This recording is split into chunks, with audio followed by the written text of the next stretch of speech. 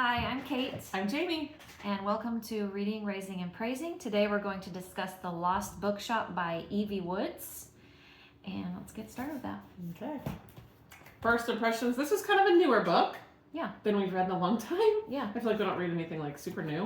Yeah. Not by choice, but just because, yeah. We're into classics. And it was like, okay, bookshop. Okay, like that's going to be fun. The Lost Bookshop. So kind of intriguing. Like, what's this going to, a mystery or something. Mean? Yeah. I was trying to see when it was published, like 2023. But I feel like it's kind of gotten new on all the lists lately. Like it's been popular. It was a lot of holds. The library. Yes, we had to wait. Yeah. What else? Well, this very first, page 5, there was this very first thing that said, if you tilt your head, you can hear the older books whispering their secrets. I love that. So we have another book club that we do when we read this for that book club, and Jamie couldn't attend, but someone else, I think one of our relatives said that quote, but I thought all those little ones about the bookshop and how they could hear just different stuff was kind of fun. Like books come to life in the magical bookshop. Yeah. I had one on page 2 that was a good story always begins with tea. So. Oh yes. Here's to tea. There was I always write down all of the books that were referenced inside of another book, and this one it was like I just kind of quit. Yeah, because it's about a bookshop, so they're always referencing different stuff. Yeah. Wuthering Heights, Jane Eyre, I don't know, just different stuff. Emily Bronte. How do you say that? Bronte? Bronte, that's what I thought. And then I went in the library yesterday and saw her sister, the Bronte sisters, another book by her on the little thing where they put special books or highlight books. It kind of made me want to understand more about them when I was reading this, because they talk a lot about the sisters and how Charlotte tried to do, I don't know, and so I was confused a little bit. I felt like the author was trying to describe that kind of tension between the sisters, but I couldn't quite pick up all of it, so I need to research that. And Wuthering Heights, I've never had that on the list to read, but it may be good to read. I've heard a lot about it. Yeah. It's kind of on that Pride and Prejudice level, I guess. Challenging read, but I could get something really good out of it. Yeah. Okay. So the characters, it goes through each chapter is from a character's perspective. So there's 3 different characters. Yeah. Opaline is in the 1920s or whatever. So this is at the time the bookshop was around, basically. Yeah. And then Martha and Henry are present day. You don't really know what date. Yeah, dates, but they talk about phones and all that stuff. So I assumed, scrolling and all that stuff. So, yeah. So those always kind of confused me. And some of the ladies in the other book club are like, they don't like it's that. hard, and I was like, I'm with you, because it's, first of all, you have 3, it's not just 2 characters and going back, but you have Henry too. So sometimes I was like, who's talking? Yeah. So I had to really think about where am I? Time period, because you would go flashback to Opaline and you would have thought, so it was, And then what location were they in? Because they moved around a lot. Well, especially Opaline, moved around from different places. Yeah. So. Yeah, that became tricky. So it's it sounds like the bookshop was somewhere else, and I can't remember if that was Paris to start with. Well, but somebody brought the physical parts of it to Dublin. Mm-hmm. And Wasn't then that Matthew's dad? Yeah, or uncle. Or somebody relative, like that. Yeah. And then they he rebuilt it. Mm-hmm. And then it was still. Then it became magical, or it was magical before, or whatever. Something about that magical part, yeah. But it was always then in Dublin. Mm-hmm. But some part of me was like, okay, is it now in London where Martha is? Because the tree starts growing and the stuff starts happening. But then it was just a portal to the bookshop, but she never actually went there, because at the end, they take that tunnel and it just leads back. Yeah. But it doesn't lead back, because then it's somewhere else. Are they... I don't know. I know. So it's kind of the magical aspect is cool, but it also makes it confusing. Yeah. Because then you're some of these people, you're like, were they really real people, or were they, Yeah. I don't feel like she made that really clear. And I don't think that was intentional. I don't think so. I don't know. Sometimes I feel like the author will just leave you hanging so that you can figure out what you think. Or but like I don't feel like that's what it... make your own assumptions from what you as the reader, what you would desire to have happen or whatever. Yeah. I mean, it was very intriguing. It kept my attention. It was long. It was a really long story, and it got kind of interesting at certain parts. You're like, I didn't expect. It was a curveball. Opaline went to the asylum. You know, I think that's just something they did back then to women. That's so sad. But you know, made her stronger and resilient, I guess. But just sad. Yeah. So that was like really depressing. You're like, why did we have to go to this place? But it's part of her story. Yeah. All of that was just, but it was interesting. Yeah, twists and turns. What about the staying on the characters thing? Mm-hmm. What about the other characters, like Sylvia and her partner that in Paris? Yeah, at the Shakespearean Company. Or whatever. Mm. And then you have Armand who comes into it as that romantic thing, and then there's kind of a romantic thing with Matthew. Yeah, but then there's not. They only have one because he's married. Like, did they have anything? I think they just had they cared about each other, but there was never anything beyond that. Yeah. I'm gonna be honest with you. I held back all this time.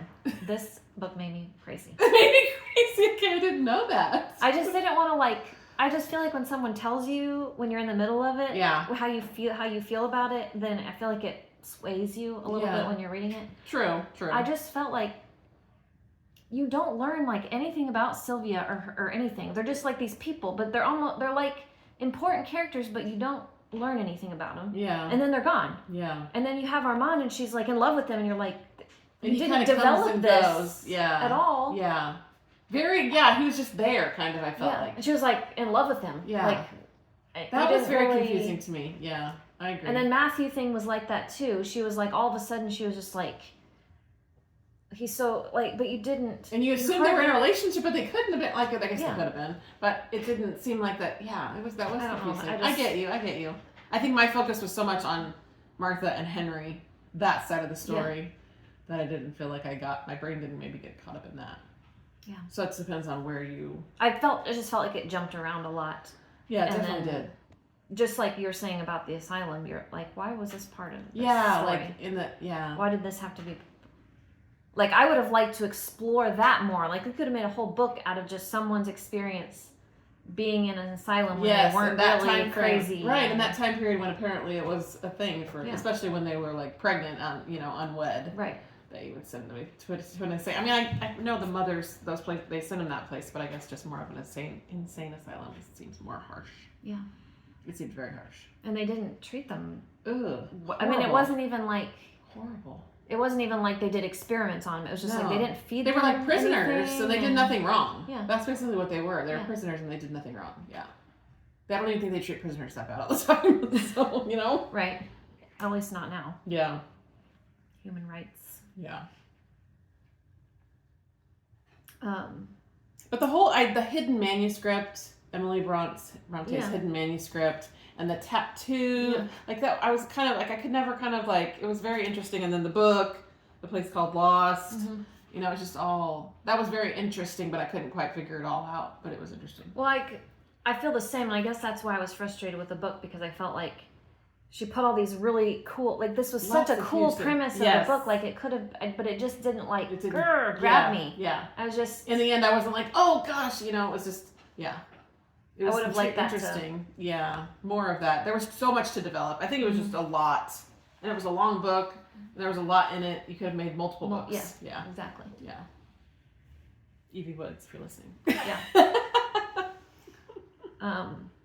But I like the style. I mean, I did like the style of writing. Yeah, it wasn't. I mean, it was, it was good writing. I thought quality. Henry was kind of like, some of the things he said, I was like, this is kind of cheesy, or I don't know, it just was weird to me. But I did make a note that where Armand, when he rescues Opaline, so like you don't really, at the beginning you're just like, why is she afraid of her brother? You don't know anything. I know, and then suddenly she's like, I'm scared of him, and he's making her marry someone, and But I wish that part would have been more explained, because then you're like, why is she trying to escape? And then they find out, like, I don't remember. She's at a hotel, and Armand comes and like takes her, and you're like, why did they feel a sense of urgency? Mm-hmm. Because she didn't seem to ever share with them her concern about her brother coming and taking her away. Yeah. And then they're like, okay, well, here, you're going to go to this new place. And you're like, why did they not ask her 100 questions about why she wanted to get away? Exactly. And like, and why is he doing this? And what's the back? Yeah, it's like they already knew the backstory, but we didn't. Yeah. Yeah. So I guess that was one of my comments, was I didn't feel like we were taken along with the characters' thoughts. We just were like not privy to their. That's the whole point of the book, is to know what the character's thinking. So. Yeah, I did never feel like that with that storyline. I feel like her storyline was way more like that than the other two. Yeah. Yeah. That's why I think it was. And the same with Martha. She's like she's afraid of books, and I'm like you literally never find out why she's afraid of books. Yeah, that's true. Do you? No, I just thought maybe she just didn't like to read, or she didn't. I don't know. Wasn't good at reading, or I don't know. But I would have thought they would have said later, like, her parents made her read terrible things. Right. And made her read all the time as a punishment. Like I don't know. Yeah, like, that's true. That's true. Why did she not? Why was she so literally afraid? And her abusive past with her husband, we didn't really get into that until it was like a kind of weird the way it just didn't tell it in detail like you would have wanted. That was So I guess it's just those lack of going into those areas where you're like, I don't get why this is But that was a way that Opaline and Martha were similar, was that they both had, they were like running from someone, like they a controlling kind of man, brother or husband, and they both kind of escaped and went somewhere else, and were kind of rescued by someone else, and books. Books is the theme. Because even though she was afraid of books, she ended up reading books. And she was writing that story on her skin. Yeah. You know. And Opaline obviously was the bookstore. Maybe that was why she was afraid of it, because she had one within that she needed to get out or something. So that was kind of weird that she had the manuscript in her mind that she would just come to her. That was kind of cool. Yeah, it's kind of cool. Like if that, I mean, writers might have that where they're gifted in that way.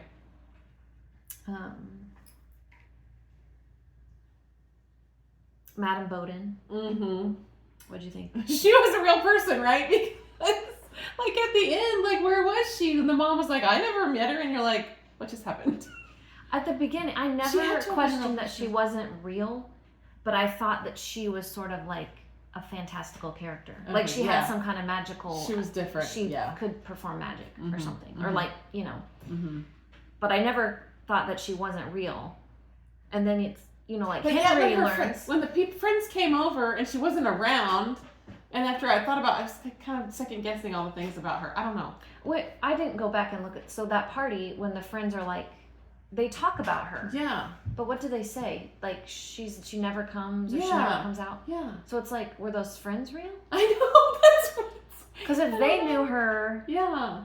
So in the other book club, we talked about this idea that only people, I think I suggested, maybe only people that could see the bookshop could see her. Okay. That makes sense. That makes sense. Okay. And others were saying that, I can see that. Yeah. That, like, Henry saw her. Yes. And knew she was there, like, talked to her. Well, then, right? and didn't she throw her a party? So did, yeah. So her other friends must had to have seen, Unless her friends were just like, oh, there's just a party like for your birthday. Yeah, I don't know. But if Henry also saw, and but he also was into the. I mean, it was his. Yes, he had seen the bookshop and been into it. Right. And Martha was a part of it because of her heritage. Mm-hmm. Which you guys assumed her heritage was she is the granddaughter of Opaline, and because her grandmother was the child, so Opaline would be her great-grandmother. Okay. Was the child that Opaline had with the guy. With Armand. Yeah. Okay. That part was hard for me because it was so distant. Mm-hmm. You know, it would have made sense if it was like her grandmother. I expected it to be her grandmother. Right. It was even further because of the time period. And then there was like the grandmother or the mother. Someone died. They got hit by a train. And it's just like, she just says, and that person got hit by a train when the mother was 3, and that was it. Yeah, so I don't recall that right now because I probably just read over that and didn't because it was just one sentence. It wasn't even like, and then I thought, well, maybe she didn't actually get hit by a train. It was like she figured out who her family was, and someone had her knocked off. Yeah. Okay. But that was never explored, so I don't think. See, you could just go a lot of ways with this yourself. So I don't know. Choose your own adventure. It's like that kind of a book. Oh yeah, Opaline kissing Mr. Fitzpatrick. I don't know. That was just part of that whole. I wrote down Viennetta ice cream because they mention it. Oh, okay. Do you remember having that here? You can't get it in the United States anymore. It was like, I looked it up. So it was from London, England, some English frozen dessert. It's like ice cream with like layers of chocolate stuff. And I think it was popular in the 90s, but and I remember we would see commercials and I was like, I want some of that. Yeah. And I think we might have gotten it like one time. I just remember had this like, I always wanted some because it looked so good. Yeah. But it was like, like layers of ice cream, but then it would have like, that chocolate shell that like hardens. It would be like a layer of that. Okay. In between or layers of, I think. Like a dipped cone. Kind of. So. Interesting. And they don't sell it here anymore. Huh. I couldn't find it. Or you can't get it where we live. Like it seemed like maybe you could get it at other grocery stores that we don't have here. That's true. That's true. It was not popular here anymore. Huh. Anyway, they mentioned that and it just took me on a little nostalgic thing. Yeah, that's funny. Because I think it was Henry's family that she brings out the Viennetta ice cream. Oh, okay. When the sister has the baby. And that was a whole other thing. That was a whole nother story. And he stayed in there a really long time and you're like, I don't know. Because you don't learn much about the family. It's just like thrown in there. Yeah. That just frustrated me. And his dad, he really didn't like his dad. But you don't learn anything about that much. Yeah. There's so many ways that you could have explored. Every character could have had their own book. Yes. I felt like whoever edited it could have been better. Yeah. Could have made it more cohesive. Yeah. And because there's another book. I mean, someone. Oh yeah. Was telling me they read this one, but the other one they read they didn't care for as much. So I don't know. Oh, okay. It just depends. But I'm not reading that one then. Yeah.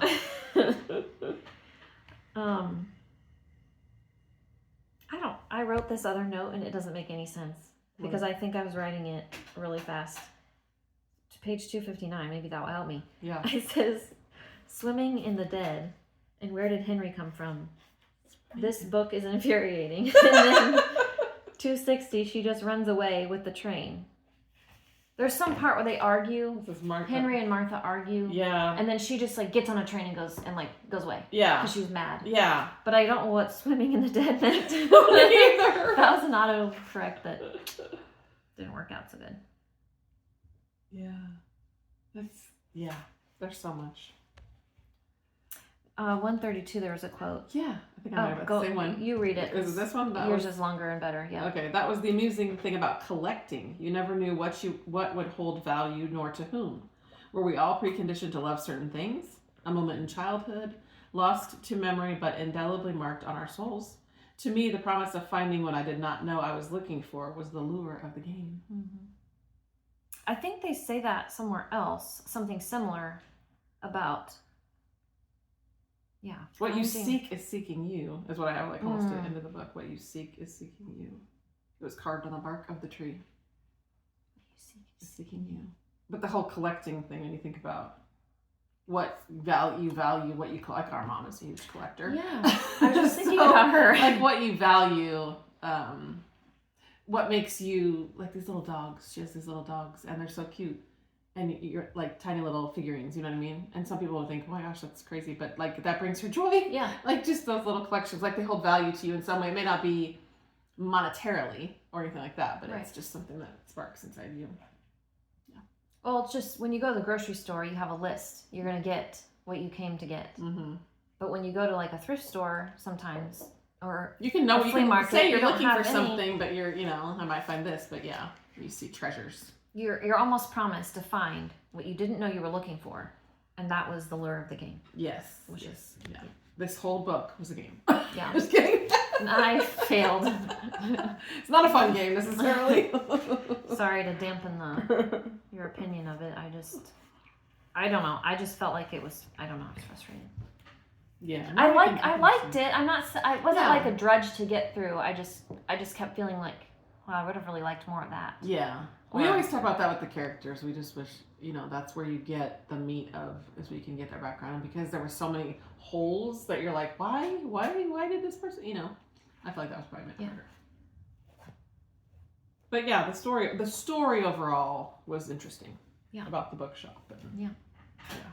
The imagination of it all. So the bookshop was only lost really to Henry. Yeah, I guess so. And why did he even know about it in the first place? Well, he went into it once randomly? Yeah, well, he was doing a project or something, like a research. But I'm just remembering, though, that he thought it was there. And he where did she see was it once. in England. Yeah. And not in Dublin. Oh, okay, yeah. Yeah. So that makes me think it was like a portal. Mm-hmm. Wherever she lived was a portal to it? She was like the portal. She had to be there. Maybe. Yeah, but he went into it when she wasn't there, like before she lived there. That's true.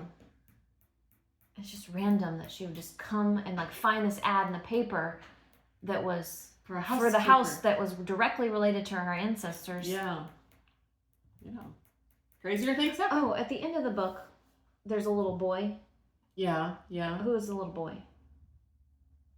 You don't know. No, but you guys talked about that. We talked about it a little. Who did they say it was? Well, they don't. I just assumed that it was Martha and Henry's child. Okay, that's what I assumed. Yeah. But the other group was saying that it was someone else. What was it? Did they say that on the text thread? They might have. It seemed like it was. They said that it was Michael. No. Someone else's child. Sorry, I have a lot of text. I never even questioned that there would be any other thing. Did Opaline marry the German, or if Madame B was Opaline and had babies?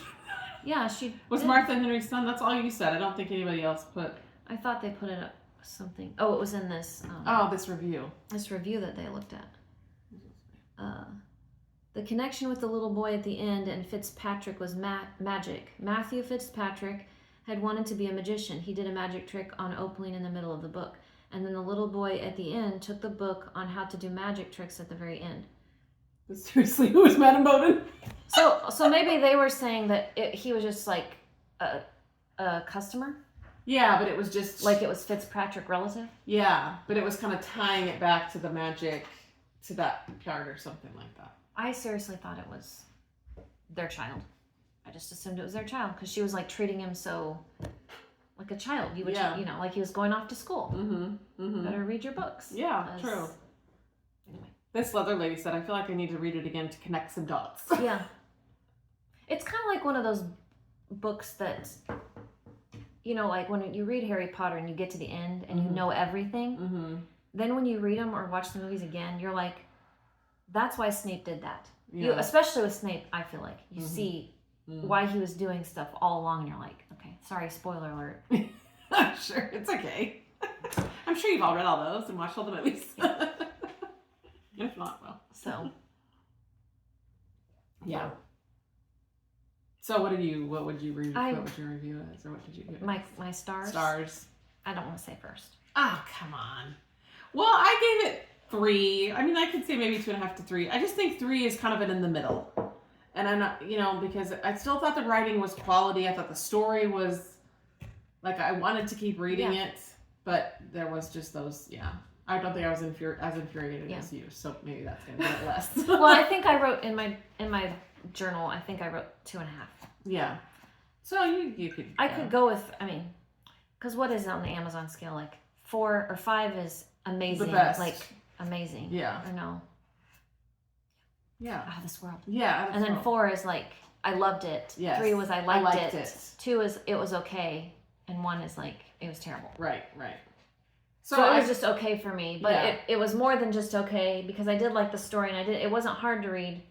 It just, the frustrating thing wore it down. So let's write between 2 and 3. I get you. We could maybe settle on 3, but I could agree being in between would be, But I liked it enough to keep reading it. Yeah. I didn't mind reading it. So Anything else? Any final thoughts? Quotes. I think those were the biggest best quotes I had. Yeah, what you seek is seeking you. What did that mean anyway? I don't remember. What you see, I don't know. When you just say it out of context like that, I'm thinking of God. Yeah. When you seek Him, and He's seeking you. Yeah. See, that's the way it should just be. Pull it back together. That's right. So, okay. We're done? Yeah, I think we're good. All right. Keep on reading, racing, and praising. See ya.